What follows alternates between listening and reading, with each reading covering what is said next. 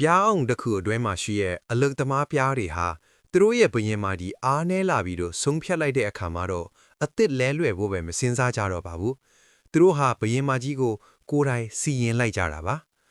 ပြားကောင်းရင်9000ကျော်ရှိရဲ့ပြားအောင်တစ်ခုထဲမှာပြားဘရင်မာဟာအားလုံးကိုအုပ်ချုပ်သူဖြစ်ပါတယ်သူမရဲ့တာဝန်ကတော့ရိုးရှင်းပါတယ်ဥရေဥပေးဖို့နဲ့ပြားအောင်ကြီးတစ်ခုလုံးဆက်လက်ရှင်သန်နေစေဖို့ပါပဲဒါပေမဲ့သူမဟာအားနဲလာတာ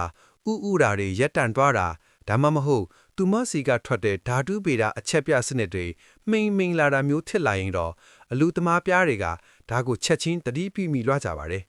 အဲ့ဒီအခါမှာတော့ပြားအောင်တစ်ခုလုံးကတိတ်တဆိတ်ဆုံးဖြတ်ချက်တစ်ခုချမှတ်လိုက်ပါတော့တယ်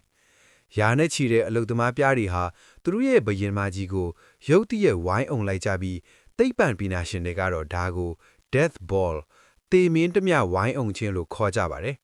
သူတို့ဟာပြန်တန်းတဲ့ကြွသားတွေကိုအရှိန်အဟုန်နဲ့တုန်ခါစေပြီးအဲ့ဒီအစုအဝေးအတွင်းကအပူချိန်ကိုတဖြည်းဖြည်းမြင့်တင်လိုက်ကြပါတယ်အပူချိန်ဟာတရိပ်ရိပ်တက်လာပြီးနောက်ဆုံးမှာတော့ပြားဘီရဲမာကြီးဟာအပူဒဏ်ကြောင့်အသက်ရှူချက်ကသူမတစ်ချိန်ကအုပ်ချုပ်ခဲ့မှုတဲ့ပြားအောင်သားတွေရဲ့လက်ထဲမှာတင်တည်ဆုံးသွားရပါတယ်ခင်ဗျာ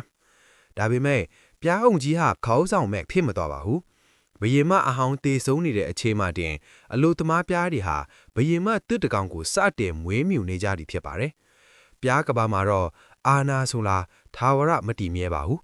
တကယ်လို့ဘယင်မကပြားအောင်အတွက်တာဝန်မကျေတော့ဘူးဆိုရင်ပြားအောင်သားတွေကပဲအဲ့ဒီဘယင်မကိုဖယ်ရှားပြီးအစ်စ်လဲလွယ်ပစ်လိုက်ကြတာဖြစ်ပါတယ်ခင်ဗျာ